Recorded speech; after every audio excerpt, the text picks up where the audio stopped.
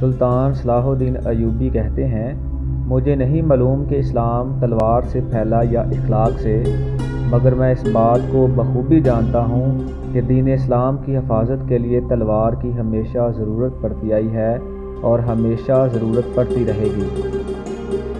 اپنے بچوں کو مسجد اقصیٰ سے محبت کرنا سکھاؤ کہ یہ تمہارا قبلہ اول ہے۔